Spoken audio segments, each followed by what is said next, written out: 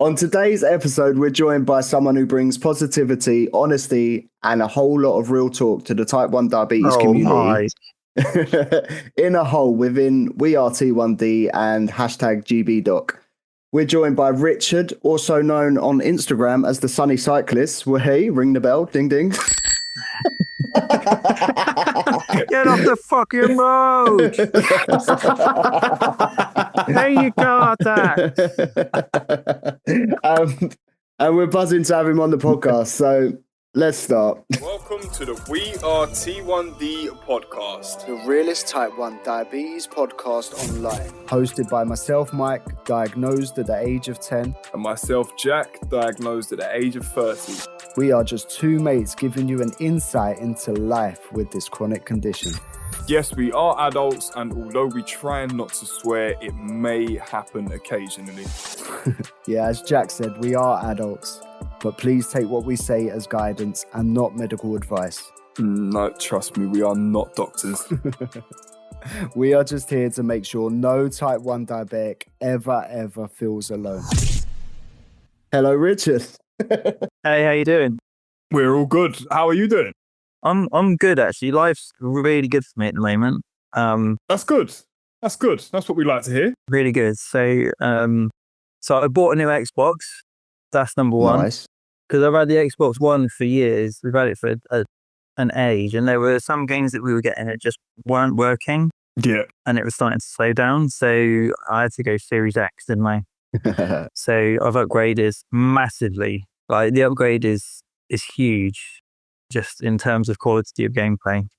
It doesn't make me a better gamer. You can't put a price on your mental health anyway. I find No, if that's exactly. what makes you happy, then just go for it.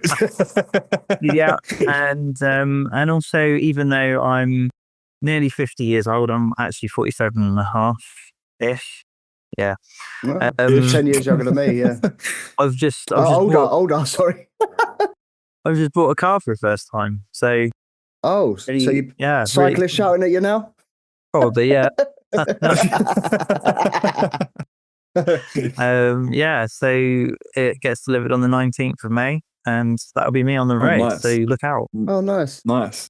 Yeah, it's nice as well. Vauxhall Astra, 2018, 21,000 miles on the clock, which is nothing, is it, for a car that age? No, not Which at all. is crazy. It's basically new. I've had to have some refresher lessons because I didn't drive for about 10 years. Yeah. Anyway, that's all the boring stuff. I'm good. How are you? We are fantastic. We are fantastic. But we are going to jump straight into it, Richard, because obviously we're all eager to talk and start getting on. So we want to start with the obvious, which is, how was your diagnosis story? How old was you? What do you remember from most of that time? Like, what's your story? So mine was very similar to yours, Jack. I was diagnosed as an adult. Okay. I was 38 years old, so a little bit older than you. Yeah. It just came out of the blue, really. I kept going to my doctor for a few issues. It was the same issue over and over again. And she said, do you know what? I'm going to put you in for a blood test to see if you've got diabetes. Yeah. And this was a time when I was like, nope, I'm healthy. I was starting to discover exercise. I was out, doing like circuit classes, and I was cycling a fair bit, and I was like, no, I'm good. Oh, and I was losing weight as well. That was the thing. I thought, yeah, that was one of the real telltales for me. Yeah, exactly. This exercise is doing me real good, and I don't think it's diabetes. I'm going to overrule the expert in this situation. And so I kept going back for these same issues. And I said to her, yeah, okay, I give in. I'll have the blood test. And so I went and had it done, and so I had the blood test done, but then I was getting married that next weekend.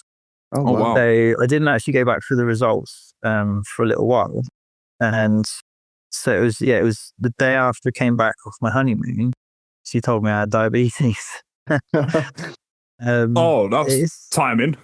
Wow. Well, yeah, exactly. I did say to Sarah, it's not too late to trade me in because I'm faulty. You know, you could get someone. I had the exact same conversation with my wife when I got diagnosed. So yeah, shortly after that, I shat my pancreas out, and I just Do you not shit it out? haven't looked back ever since. Thanks, Ashley. Yeah, I had to get that in there. I was thinking I need to say that at some point today. I was absolute class. Did it pass easy? Oh yeah, I've been eating a lot of prunes. It's probably why I had high blood sugars. Only on the We Are T1D podcast. Yep. Can you shit out a pancreas?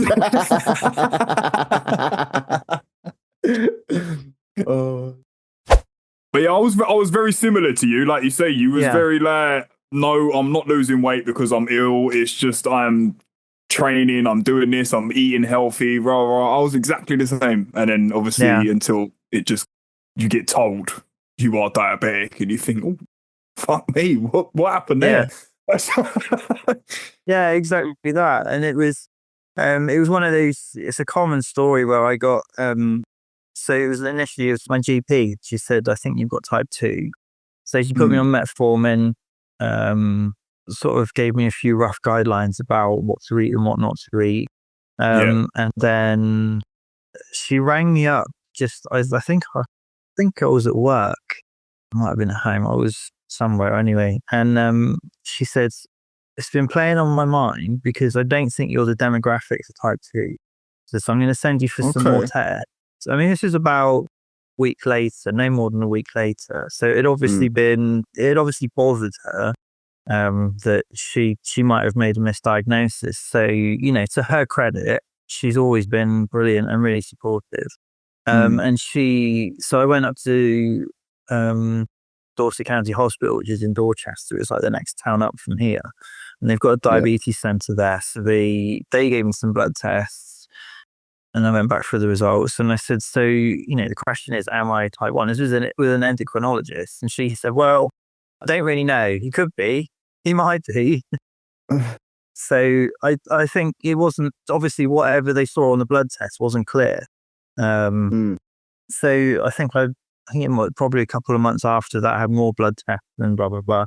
And she said, she gave me the option because when you develop diabetes as an adult, it's a slow onset. So, Mike, yours would have been probably quite quick, whereas yours, Jack, was probably quite slow and drawn out. And you have this honeymoon period where you hardly need to inject insulin. And and at one point in the summer, because I was exercising a lot, just at the beginning of my honeymoon period, I figured out that my ratio was 1:75.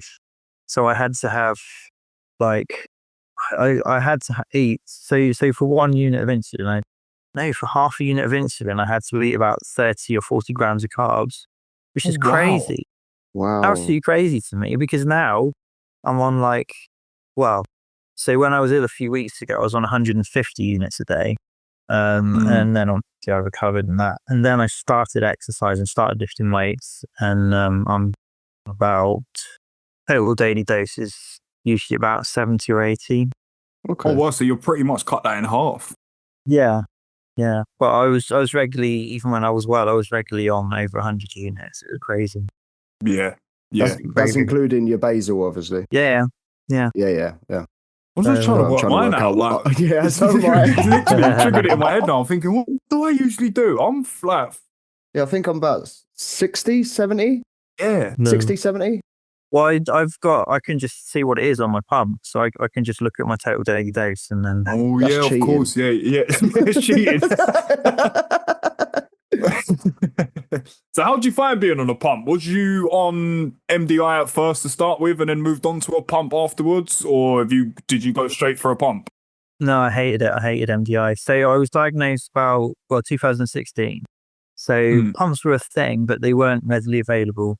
And there was, it was all MDI and finger pricking. And then slowly technology and the NHS has moved on, and I've got all this access to, loads of amazing technology. Dexcom G7 now and the T-Slim X2 to give it its full name. I'm sure there's someone out there who will say, actually, that's not the name.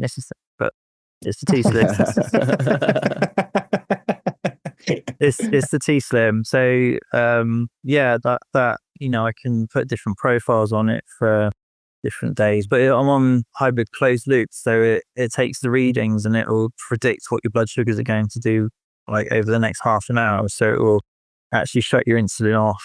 So is things a are going to go closed loop low. system pretty much the closest to an actual sort of like a don't say it artificial pancreas as such? No, you said it. Yeah.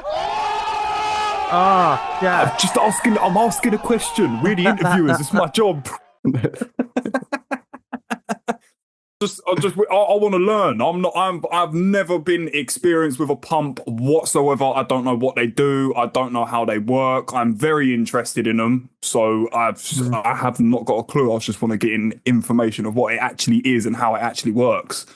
Yeah, it's nothing like a pancreas. If you listen to any news stories or read it on the web, it's always like, oh, this new technology is the artificial pancreas, and it's not. It's just simple people who don't have diabetes can't understand it in those terms. Yeah, of course. You're still going to get complications it's just a way of explaining it to people who don't really know. But it's not a pancreas, because there's still.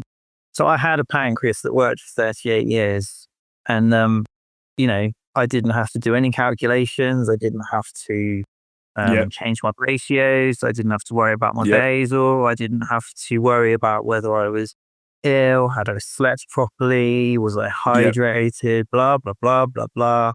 All the bollocks that goes with diabetes. And if they gave me a device that all of a sudden took all that away, I'd say, yeah, fair play, artificial pancreas. Yes. Slap the label on there. Do you know what I mean? So you said it can predict where you're going, or it tries to. How accurate is it? So I have my G7 sensor that's from G7, and that does the predicting. And then there's an algorithm on the pump which will try and keep you within a certain range. So if you go too high, so you have. So the algorithm is based on. I mean, I'm not a T-Slim rep, so I wouldn't be able to. No, of course. This is my understanding from using it. So you have you program your basal rate. So you have profiles, and each profile you can set your basal rate, your bolus ratio, your correction factor. But those are the three things that really make it work. So obviously, when you eat, you use your carb ratio. All the time you have your basal rate going to whatever you set it. So at the moment, mine's sort of 1.5 units per hour. And that varies at different times of day. And then if you go too high, then it uses the correction factor to calculate how much insulin you need to bring you down. So it's very smart. Very, very clever technology. It is incredibly, Can I just have my outburst? Say you're drinking alcohol. Yeah. Obviously, because we're normal people, we can drink alcohol. Are you sure? Are you sure you should be drinking that? You do know there's carbs in alcohol, don't you? Are you sure you can drink that? Put a pinch of cinnamon in it. Maybe it'll cure you. That's it. I'm going to vodka. But so obviously, because with alcohol, you do get the overnight hypos. So do you just, as you spoke about profiles, do you just change the profile to lower the basal, or is it, because obviously it's going to correct to high. Yeah. And then obviously the alcohol will kick in eventually, like the downward bit of it. Sorry, this is how my brain works. I have to. That's right. So, so obviously it's going to correct the high from the alcohol. So you're going to get, should do. And then you're going to get that low. So basically you just need to wake up and eat. Yeah, I don't know. Pretty much the same as every time you eat then. Every time you drink as a diabetic, really. You just got to make sure you have plenty of carbs. Yeah, I mean, I don't know if the 2 a.m. kebab would sort of counteract the alcohol. It does if you're on injections. So. Yeah. So I'll be honest, I don't really go out and get very drunk very often. No. I to be fair, I can't remember. I think the last time I drank was Saturday night when I was out with the missus. We went and watched a film and went to Zzz's. And then I had 2 large Negronis. So, Yeah, that's not really going to affect it that much. No. And then the time before that, I don't even remember when it was. So me and alcohol, probably, I'm not the best person to advise on that. No, that was fine. Well, I've got one question sticking out to me on our little list here because it's either an artificial pancreas or saying what was it you just mentioned, Mike, or something? I'm an alcoholic. No, I'm joking. No. It was something. Really, no. It was about when you're saying, "Oh, can you eat that?" and can you put a bit of cinnamon in it? So, what is the most ridiculous thing that you have ever been told? Oh. As a type 1 diabetic? Shall I get my pen and pad out ready for the list? Because I know it's going to be... I think, so when I was diagnosed, I would have said any of these things because I was completely ignorant about what diabetes was and what it did and how it affected your life. So I think that's worth saying off the bat because you come into diabetes as an adult with all these misconceptions. I respect that. Yes. You could have told me that diabetes can be cured with cinnamon, for example, and I would have believed it because I wouldn't have known. Yeah, I genuinely did. The things that I was reading online, it was good job I had Mike to sort of like help me along my way when I was so newly diagnosed because I'm messaging him like, "Oh, is this true? Like, is that going to happen to me or is this like?" But yeah, like you say, there is just so many misconceptions floating around when you're newly diagnosed. Yeah. It's hard to know what's true and what's not. Yeah, I do have to take a breath when people say something just because I understand where they're coming from, which is complete ignorance, unless you've lived with a diabetic so anyway, all that aside, the stupidest thing that anyone's ever said to me, I have shared this on the group before, and Mike might even Jack, you might even remember what it was. So I used to work in a cafe on the Isle of Portland, and I was in there one day and this guy came in and he was, we used to sit and chat and just have a coffee and, it was just nice atmosphere in there really, to be honest. And we're having about my diagnosis and all the rest of it. And he says, "Oh, I know exactly how you feel. My nan's got type 2 diabetes." I was just like, "Yeah, I haven't got a clue." Choice words. Yeah. It's like me saying I know all about graffiti because I've seen what Jack does online. It's like there's no comparison, is there? Yeah. No, there's not. I know what I'm doing with football. I watched the game last week. Yeah. To be fair, most people who sit in their armchairs probably would say that. They the armchair experts.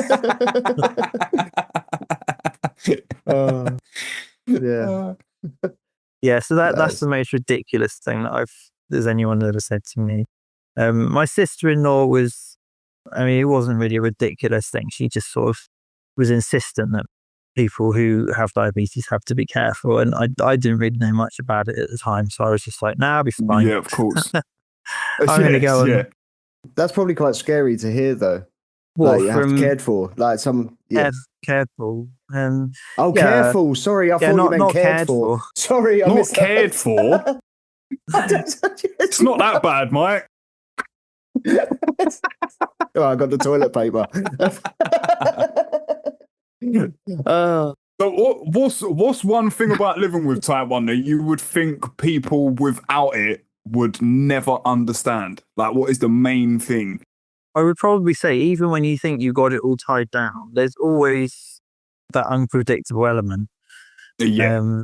It's like you can have it all sussed. Like, if I show you my time in range from a couple of weeks ago, you'd be jealous, and it was, I don't know what it was. I think it was just an increase in the weather. So the insulin was working better. And I'd started exercising as well. So, but then the following week, it's like I didn't really change much. Maybe I ate a little bit more chocolate or something, and all of a sudden, the timing range it's still very, very good, but it's not the high 90s that it was the week before. Oh, high 90s. Oh wow. Oh, I am jealous. It was, yeah, it was.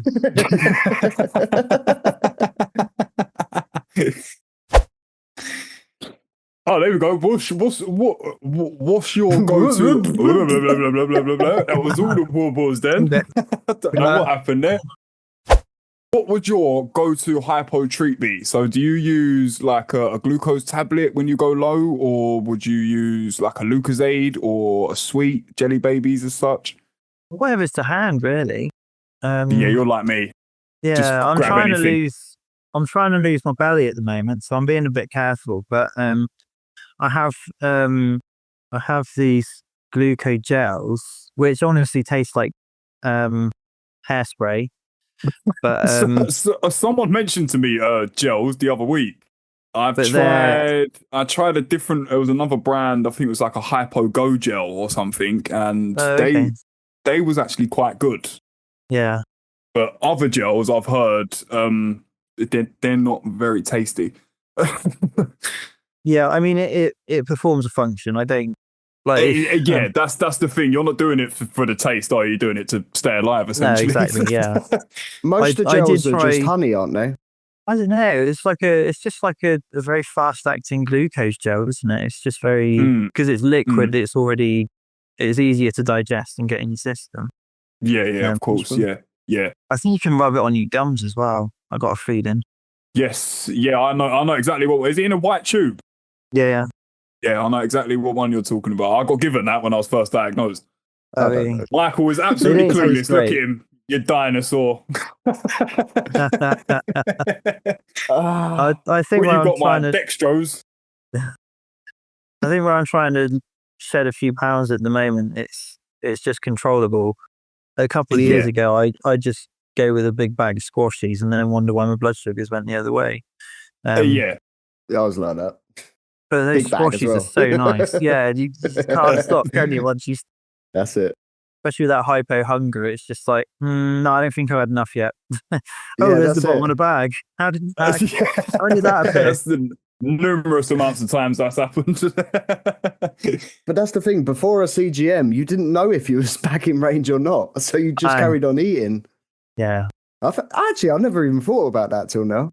I suppose that's why they give you the guidelines, isn't it? If like take 20 grams and then test, 20 minutes later, and then, it should be working. But that's like I never even got told about carbs when I was first diagnosed. So that's all new stuff, new research, and to be honest, the amount it's helping people now.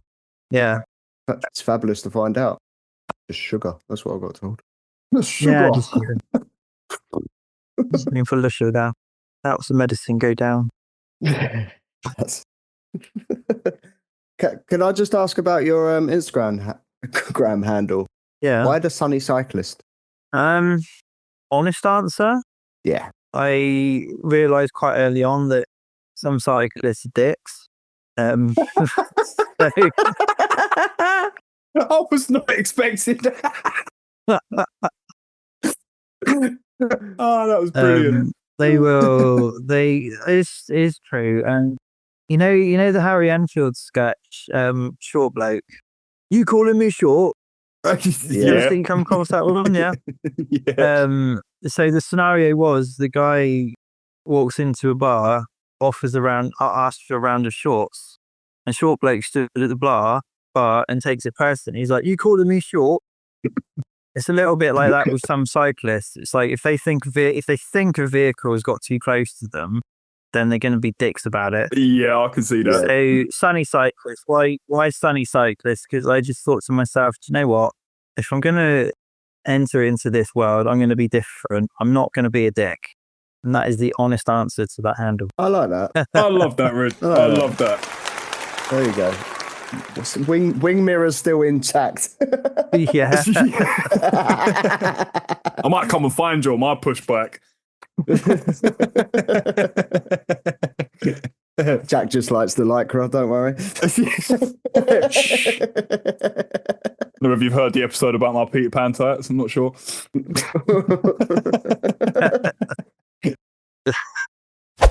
But have you ever had a moment in your life where diabetes has stopped you from doing something, or have you always found a way around it to just carry on and keep smiling?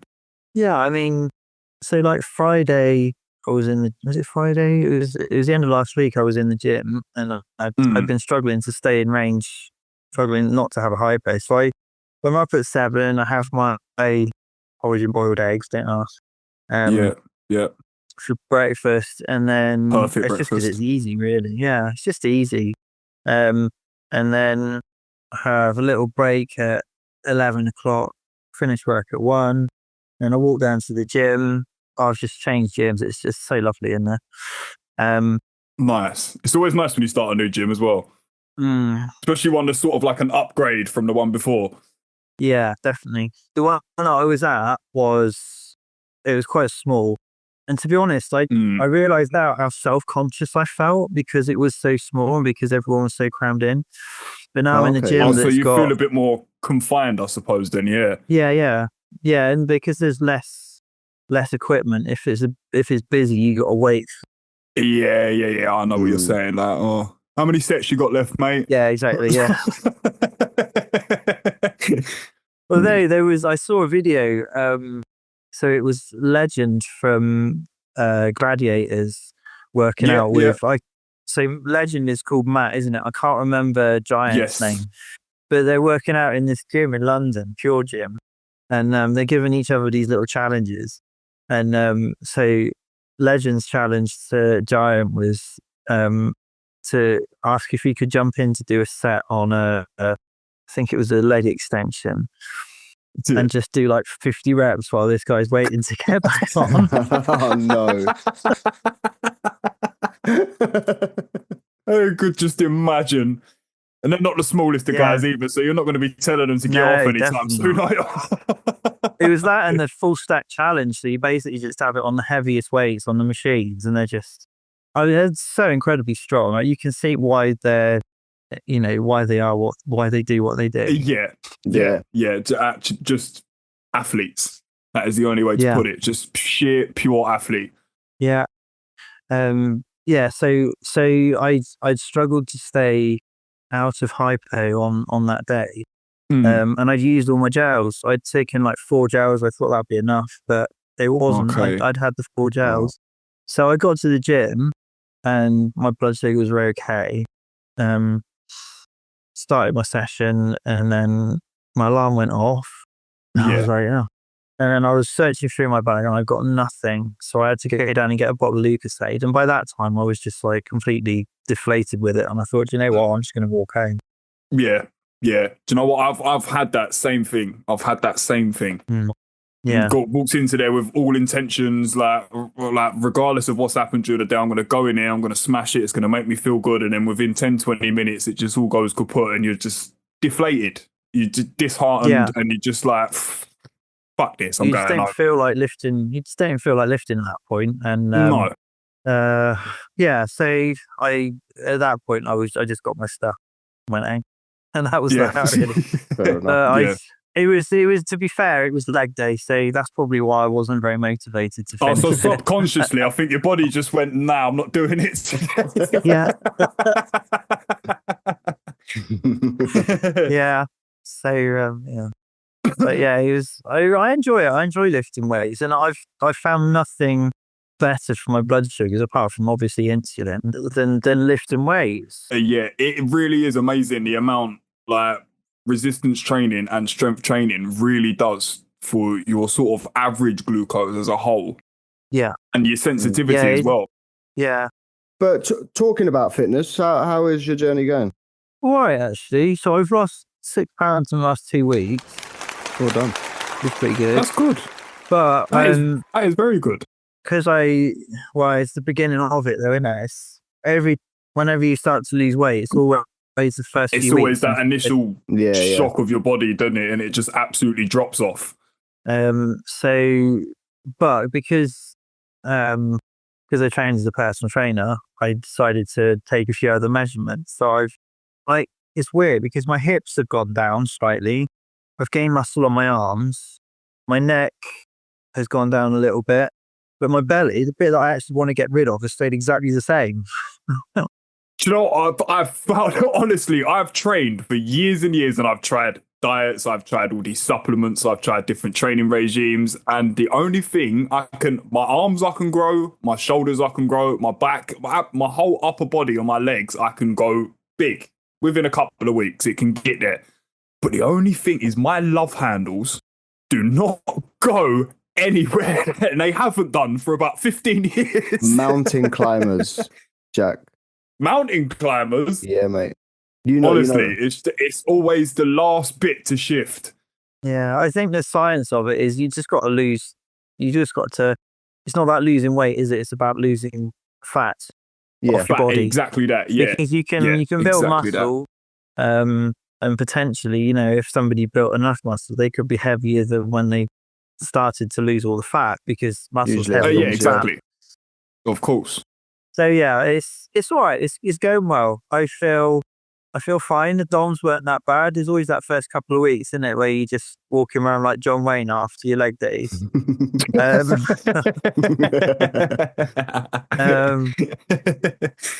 But the DOMs haven't been all that bad, and in a way, I quite enjoy that pain because it tells me that I'm doing the right thing. Yeah. Yeah, it's a different sort of pain, isn't it? Like it's a rewarding pain. Yeah. Well, I remember the first time I did biceps, I had this pain just in the top of my sort of the bottom of my bicep, just before my elbow. And then it went down below my elbow to there. I'm not sure whether it was because you get like I think they call it an easy bar. It has all it's like it's not straight. It sort of like goes up and then out, so you've got the different. You can sort of hold it in different, like your wrists are in different positions. Yeah, so I think the way I was holding it, my arms were too wide, because when I tried it, I only brought them in at like an inch or so, but it felt a lot better after that. Yeah. So yeah, but yeah, fitness is going well. Yeah, that's good. And as I say, you've already mentioned it. Obviously, works wonders with diabetes levels and sensitivity and things I've always done like cardio. So last year I did a 100-mile bike ride. Oh wow! But that was the result of many 70-mile bike rides and 50-mile bike rides. You know what I mean? I had a whole summer where I was just out on my bike all the time. And I still didn't shift any weight. So I stayed the same weight when I started training and when I finished. And over the winter and Christmas, I just crept up and up and up and went up to 16 stone. And I was like, right, that's it. That's my red flag. So rather than don't we all know, like winter's like the beefing up stage for everyone, isn't it? Yeah. Like, so everyone porks up and eats comfort food during the winter, and then in the summer everyone shreds it off, and the process starts again. I really do pack it away though. So this year I decided to do something different. I've always been, out on my bike, running, long walks, swimming, all of that. So I've decided to forego all of that, and I'm just focusing on purely on the gym. I'll probably do some spin for the cardio, but other than that, it's no long cardio. And the thing that I'm finding is I don't get ravenous when I get home from the gym. Like I'll just have like an omelette or something, and maybe a banana for some carbs. But if I go out on a, say, 50-mile bike ride, I come home and there's obviously a deficit there. Even if I've been munching on flapjack the entire way, I'm still hungry. You want to replenish that energy. I suppose you are burning. Well, obviously I don't know as such, but even though you're doing a similar sort of like timed workout, say like even like an hour bike ride as opposed to an hour in the gym hitting quite heavy weights, you're going to be burning more fuel on the bike, surely, which is obviously why your body is sort of hungrier. So I'm just going to try and find it on Strava. When I did my 100 miles last week, so it was around the New Forest. It was really lovely. Enjoyed that day so much. I think I bet that's a very nice area to ride around as well. Yeah, it is. it's really flat as well. So you go fast, you can just keep up the effort the entire time. Here we go. That's good. So, yeah, grid time 100. I marked it down as a fail because I didn't actually complete the course. There was a 100-mile bike ride. I rode 170 kilometers. It was about 106 miles, but I didn't actually do the course. So Strava reckons I burnt 4,330 calories in that day. Wow. So, you know, that's a hell of a lot of calories. And you think if you're weights training, the average, you're only going to be burning a few hundred. Wow. So it's so the idea of weight training is that you build muscle, which I forget the exact numbers now. So a pound of muscle will use more calories than a pound of fat. So if you're packing on the muscle and losing the fat, your muscles are going to be, you're just by existing, you're using more calories than you know, if you did nothing all day, you'd burn more calories as a muscly person than you would as a fatty person. Yeah.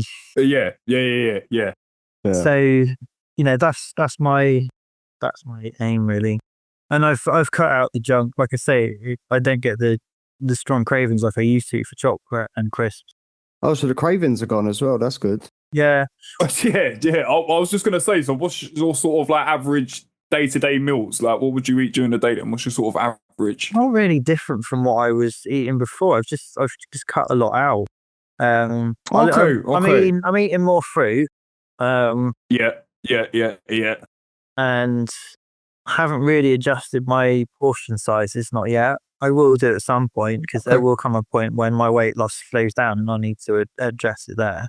But I'm just trying not to stress about it. You know, it's like, it's a journey, isn't it? And journeys are there to be exactly enjoyed. that. Yeah, it's not going to happen overnight. It's not smooth. No journey is smooth. No, it never is. So yeah, different approach to it all this year, and then let's see what happens. Yeah, best of luck to you. I hope it goes very well. Yeah, I'll keep you updated. Yeah, definitely. Because I say it to Mike every single week. I need to go back to the gym. Bro. I say it every single week, but there's always, now they've actually shut the car park and I don't have a car at the moment. So my van does not fit anywhere for me to go to the gym. It just tell you to cycle. Yeah, but then I feel I don't need to go. What's the point? I've cycled there. I've done my exercises. If you're digging holes and lifting fence posts around, you're using all that muscle anyway, aren't you? You're working in a different way. Yeah, exactly that. My job does help me a hell of a lot, to be honest. I used to be in better shape than Jack. Let's face it, mate. The only diet that done me any wonders and made me really strip fat was when I got ketones. That was the only thing that really made me lose weight. It's a good fat burner. I do know somebody who tried the keto diet and he ended up in hospital with DKA. Oh, wow. Type 1 diabetic. Oh, really? Yeah, type 1 diabetic. He was quite young. I think he must have been like 19, 20 at the time. And he was in hospital with it. And yeah, do you know, because that was actually something I only recently learned. I think it was only a couple of months ago that I actually really, like, it sunk in, and it was that it's not higher blood sugars that actually cause ketones, it's lack of insulin in your body. Mm-hmm. And I never knew that. That's why when I first got diagnosed, I was hitting like 11, 12s, and I'm checking my ketones because I was panicking, like, oh, I'm going to end up back in hospital. But obviously, I just check every so often when I go for a piss, just out of boredom. But I was in, I think it was last week, one day, I think I went about 13, 14 hours without eating. Yeah. And my levels were absolutely just all day, just sort of hovering above sort of like between 6 and 7. Absolutely perfect. And something just clicked in my head all of a sudden, like, shit, I better check my ketones. I haven't actually had any insulin in my system all day. So I had 0.3 ketones, which is it's normal. So I was fine. But as I say, that's what just made me click in my head, that little... Yeah. Well, you would have had your basal, wouldn't you? Your basal would have been... Yeah. I still obviously have my basal. Yeah. So that obviously that was why I was sort of staying away from food. I was trying to test my basal. Yeah.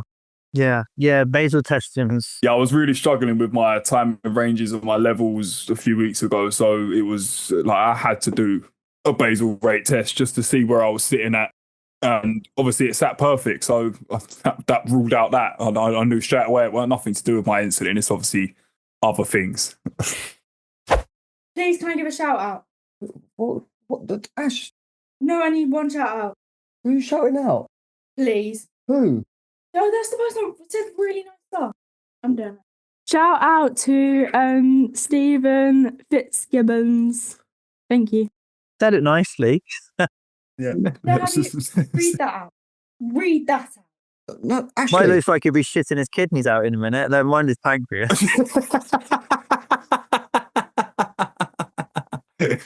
I take over. Plot twist. Okay, bye guys. Bye, Ashley. But yeah, no, as I was saying. Yeah, this happens every recording, by the way. Yeah, I was just talking about how like my time and ranges were a bit shit last week and nothing was really working and it was stressing me out and I really was going through a bit of a burnout. Have you ever been through a sort of burnout as such? And if you have, how do you handle it? I'm gonna say not really. Sometimes, like if I get so when I have to put my own cannulas in, obviously for my pump. Sometimes if I get like 2 or 3 painful ones, I just get really fed up with it, and I think, do you know what? I'm gonna leave this one in because 4 days isn't that much longer than 3. It'll be fine. Yeah. So that's not burnout, is it? That's not saying, do you know what? I'm just gonna see what happens if I don't have my insulin, or I just can't be bothered with this anymore. I don't think I've experienced that real mental fatigue that you get with burnout. That's good. I think because I went on to that's a good thing. That's a good thing. Yeah, so I was on MDI for about 2 years. I think if I'd stayed on MDI, then quite possibly I would have done. But I jumped on the pump the second that they offered it to me because I came into diabetes with a fear of needles, of all things. Oh, really? Yeah. So we've spoke about that on our podcast previously, actually, on like how much of a hard thing that must be for someone that had that and has to actually overcome that fear just to simply carry on their day-to-day life. Yeah, especially as an adult, because fears are harder to overcome when you're older. Yeah, definitely. I always found that I don't know, I still do with my pump cannulas sometimes. Like I've got really sensitive spots on my tummy. So if I hit a nerve, I really know about it. But my fear of needles, for example, so when I was 24, 25, I had testicular cancer. So when they told me that, because I'd obviously found a lump and gone to the doctors and got it checked, and they were like, yeah, that's that. So they sent me for a blood test just to confirm it. I remember sat in the waiting room being more scared of this blood test than I was of this thing that could potentially kill me. You know, it is. I suppose because it was more immediate, but you know, that was. So obviously, you can imagine having treatment for cancer. You get a lot of needles. So that wasn't what caused the fear, but I suppose I was a little bit more open to the idea of injections by that point. I've had this fear of needles all my life, and then, you know, I ended up with 2 conditions which require me to have regular blood tests and scans where they're injecting all sorts of stuff, and then having to inject my own insulin. I think that was. I mean, people always say, won't they? Oh, I don't know if I could, but you know, the honest answer to that is do or die. Do you know? It is funny how often I heard that when I first got diagnosed with. Oh, I don't know how you do that. Like, well, I don't know how I do it either, but I have to. It's just that is the simplest answer. Or I could never do that. It's like do or die, isn't it? I could never do that. Well, living is a pretty big motivator. Yeah. So yeah, I think to answer your question, if I stayed on MDI, then possibly I would have experienced that. But because of all this technology that we have, I think I've managed to. So what I'll do is I'll go through like intense periods where I'm focused on my diabetes, but it's only for like a week or so. And that's usually when my ratios have changed and I need to find out, what's going on. And I'll just leave it as set up, and then I'll just wait for something else to go wrong, and then I'll go through the same thing again. So it's not constantly there, although I'm still making decisions every day. But then, really, the only decision I'm making at the moment, because of my closed loop, is how much carbs am I eating? Okay. Sometimes I override the pump, and I'll put some more insulin because I don't. So if I'm too high, then you're not as sensitive to insulin. So wait, so you can rage bolus with a pump? Yeah, that's mad. No, you can rage bolus. So something that I learned the other day when I went to start my loop. So we have rage bolus. We have carb ghosting. That was it. What's that? Telling your pump that you've had carbs when you actually haven't, so it'll give you more insulin. Okay. So it's like a cheat rage. Yeah, basically, yeah. I'd never heard of that. Never heard of it. Silly pump. I should know. I'm joking. It's crazy to think like how like the technology helps us in so many ways, but then there's always ways that people will find it's human to mess around with that. That's what it is. It's human corruption. Yeah. The pump will relieve the birds, and it won't get rid of it completely. Yeah. Well, that was, as I say, I don't know if you heard the episode the other week when I was mentioning a pump at work, and someone was like, "Oh, just get a pump. It solves all the problems. You don't get you fine. You just eat and crack on. It's easy." Like, were they diabetic? No, it really isn't. No, were they diabetic? Of course they weren't. We need to come up with a name for these people, don't we? Dickheads. These people, I don't think pancreas people don't suit them. No, exactly. It's too kind. It's like you've got full kit wankers, haven't you? For cyclists, you've got all the gear. Yeah. It's obvious that they haven't done enough cycling to know what they're talking about. All the gear, no idea. You've got these people who think they know everything about diabetes, or they may not even think that they know everything about it. They just kind of open their mouth and stuff falls out. Yeah. And I to be honest, I can hold my hands up, and I've probably done exactly the same thing 4 or 5 years ago before I was even diagnosed. Yeah, you used to bully me all the time. It was hard times.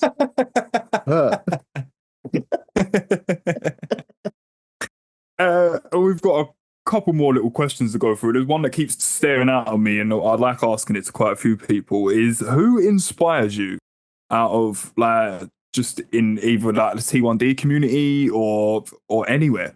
Who inspires me? Or anyone you sort of follow that you look up to, or I'll tell you what. Who really inspired me recently was Bibby when he did his Ironman triathlon. Okay. So Bibby is the racing driver who had a massive crash, lost both of his legs just above below the knee. Mm-hmm. So I think a few years ago, I might be completely wrong, but I think it was something like might have been a cycle ride, or he climbed a mountain. I know there's two completely different things, but I can't remember what it was he did. So it was all for sport relief. So he got challenged this year to do, or last year to do, an Ironman triathlon. He actually came down to Weymouth. I didn't meet him as such, but I was sort of in the same paddock as him. I sort of looked over and I was like, "What? Me? That's bloody Manga." Do you know what I mean? It's like, like, oh wow, it's actually him. Yeah. So he came down to Weymouth for basically a practice event. So we have a half Ironman here every year. Takes over the entire town. And he obviously did that, but he then went on to do Kona, which is like the Ironman World Championships. That's where they have the finals. He obviously qualified for that and got a place. And he set a world record for double amputee, I think it was, Oh wow. for doing that. And he took a tremendous amount of time off of it. It wasn't like minutes or seconds, it was hours that he took off of this record time. Oh wow. So he smashed it. Yeah. But I just think, I know there's probably not many comparisons that you can draw with physical disabilities like he's got. And Yeah. but the determination, when you see him training, it's like there were points in his training where he was not hitting his milestones. I mean, bear in mind he had like professional coaches and they were saying, this is where you need to be. And he just, I don't know, he just found another level sort of in the run up to the Ironman and then actually whilst doing it. And he absolutely smashed it. That's brilliant. And if anyone's got reasons to, just sort of sit on the sofa and sulk about life, it would be somebody who's had a very unfortunate accident, lost 2 of their limbs. And yet he just, since that time, he's obviously taken time to recover, but he's on, he does like some of the Formula One coverage on Channel 4. He's done several documentaries, and then he did this. And I just think, whatever life throws at you, there's always ways that you can live your life that are meaningful. Yeah, that's a very nice quote, actually. I like that. That is inspiring. That actually is inspiring. I didn't know that was really nice about him. Yeah, that and some of the people in the WhatsApp group, I think they're absolute legends. Just some of the stuff they share on them. That WhatsApp community was something that me and Mike just started. It was, wasn't it, between me and you? We was just like, should we just start a group? Yeah, see, probably I'll bet there'll probably be about 3 or 4 people. I didn't expect as many as there is. No, there's like 50, 60 odd people in there, and it's so helpful. Like sometimes it is quiet, but then all of a sudden it just erupts. Yeah. And everyone's back on it. It's just so nice to have that available. Yeah. That first few weeks, I'd be at work and I'd pick up my phone, there'd be 100 messages on the group. You know what I mean? Exactly I did the have same. To I mute put it, my phone down for a few hours and then look up and I'm just like, wow. Like, I can't believe, like, as I say, me and Mike only started it just because we just thought that a few people would join. And if I'm looking, like you say, notifications are just going ding, ding, ding, ding, ding, ding, ding. Yeah, that's crazy. What I mean. And people will probably find friends and message privately, which is my main thing for it as well, because obviously I've got Jack. And to have someone like that, it's really nice. Yeah. I mean, you probably find better than Jack, but... Yeah. We will leave the link in the description for all the listeners if you do want to join the community. But as you just heard it, Richard is one of the members of our community, and it honestly is fantastic. If you ever need any help, I guarantee at least one person on there will be able to come up with some sort of advice. But just don't mention stock trading and we're all right.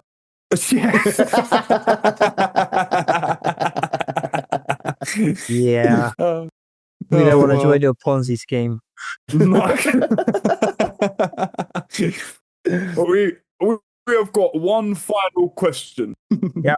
Just before we wrap everything up, Richard, and this is what we ask every single one of our guests. It is my idea because I'm such a foodie. And it is, if you could eat or choose anything in the world, throw diabetes out of the mix for a while, and what would be your go-to 3-course meal? Anything you want. Wow. So that's a tough one, isn't it? It's like anything. It could even be 3 mains if you wanted, by the way. Don't have to be. Oh, okay. So, let me think. I really love, so every weekend, every Sunday, we have roast dinner. I say most Sundays, 99% of Sundays, we have a roast dinner. Yeah. So if I was to take that to the extreme, I'd have like, have you guys ever been to Blacklock in London? It's a restaurant. No, I think I've heard of it, but I've never been there. You should try this one. So they do a roast dinner, and it's like, it's not a plate, it's plates. So wow. So we always order, I think it's like a shared interested. meal. It's like a shared meal for 2, and they bring out a huge bowl of veg, and then you've got a plate of like slices of lamb, and then some pork, and then some beef, and then a bit of chicken. Massive roast Yorkshire puddings. Yeah. Just the gravy is just to die for. Stuff My- it, you know, all of it. My It's mouth's just so wet right now. I'm starving. Yeah, just that is like. Well, every time we go to London now, we go in there. We'll put that for the last night that we're there. What area is that in? Oh, Soho. So there's one in Soho. Oh, And you sort of go Brilliant. down into the basement, and I don't know. I don't know what it used to be. Maybe a sex dungeon or something. But That sounds about right for Soho. To be I fair. know Well, the exactly. place. No, I'm joking. Used to be a regular. I don't know about a starter, but if I was to choose a second main, probably something Italian, probably a really nice pizza of some kind. Oh, now we're talking. I had a sticky. Is it tomato or barbecue base? Oh, half and half. Oh, okay. Oh, Let's yeah, go I half like and it. half. I like it. I like it. I mean, if we're having our ultimate meals, then do you know what I mean? You've got, You yes, might it's as whatever well. you want. It's whatever you want. No judgment. Yeah, so we had a sticky pig from Zizzi's on Saturday night. That's really nice. It's just this. I mean, it's huge. It's probably 20 inches long, but it's on an Italian base. Yeah. It's very thin. And they do like half one thing and then half the other. But on one half you've got like bits of crackling, and then the next you've got, I don't know what it was. It was some kind of bacon or something that they'd done. Yeah, sticky pig. If you ever go to, I had to pick the chilies off because ever since I had COVID, I've not been able to handle spice at all. Oh, okay. There's something about it. I'm writing all of this down, by the way. Yeah, Sticky pig. that's fun. And probably for dessert, because I think we used to have these when I was a kid, and it was one of my favourites, and still it is just a really nice trifle, like jelly and sponge on the bottom, and then you got like fruit, and then custard, and then cream, and then sprinkles, and whatever else you want on there. Nice. That's really nice. It's a very good choice. Yeah. Brilliant choice. Blacklock is definitely worth trying out if you've not been there. You should do a double date or something and go to Blacklock and say hey. Yeah, and tell me how it is. As I say, I've got all the info written down. It is on my list, and as I say, even better that it's in Soho, because the place I go graffiti in is literally 5 minutes from Soho, so it's spot on for me.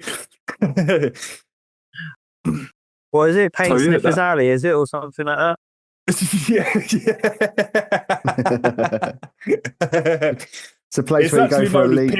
Leak Alley, isn't it? Leak Street. Leak Street. That's Leak it, Street. Yeah. It's I love it down there. It's like my happy place. It's where I just go and reset. Yeah, I really like the one that the graffiti that you shared with like the London skyline. Yeah, do you know, I was so happy with that, and I planned that and sketched it. It took me hours to sketch. Yeah, and I then, could tell. as I say, I just went down there. It was really, really good. Thank you. But the only downside of that is where it is in Leek Street. I spent probably the equivalent of about 3 to 4 hours sketching it in my pad, about 2.5 to 3 hours doing the actual piece, and it stood there for about an hour and a half, and it was gone. Someone else had gone straight over it. At least you got it on your socials. That's what it's all about. You've got your memories, you've done your bit, you've got your pictures, and that's it. It's just go home now. It's someone else's.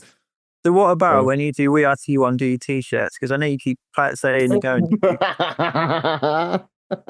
We really need to. Do the words We Are T1D with like the skyline of London or something like that, and like you did with that graffiti. That could actually be pretty cool as well. I like that. Don't worry, tie-dye will be back soon. Tie-dye.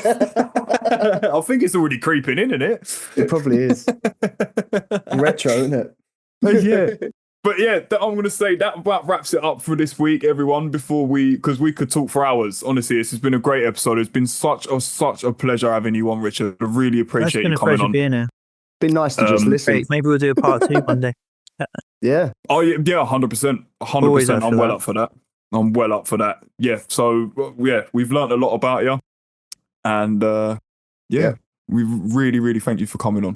And we Honestly, learned about it's been- Blacklock. Yeah. Yes, One we last did, word. and One I am last going. word from me is if you're a cyclist, don't be a dick. There we go. What a way to end it, everyone. From the sunny cyclist, everyone. That is it. So, yeah, a big round of applause for Richard. Thank you so much for coming on. And we shall see you back again, same time, same place next week. And link for the community will be in the description of the episode. So make sure you go and click that link, everyone, and join us up if you want to get involved. And as I say, keep liking, keep sharing, keep supporting, and stay being amazing. See you later. Do you know what? I've been so good. You have. You've been really well behaved, Michael. I know. And good. I'm proud of myself.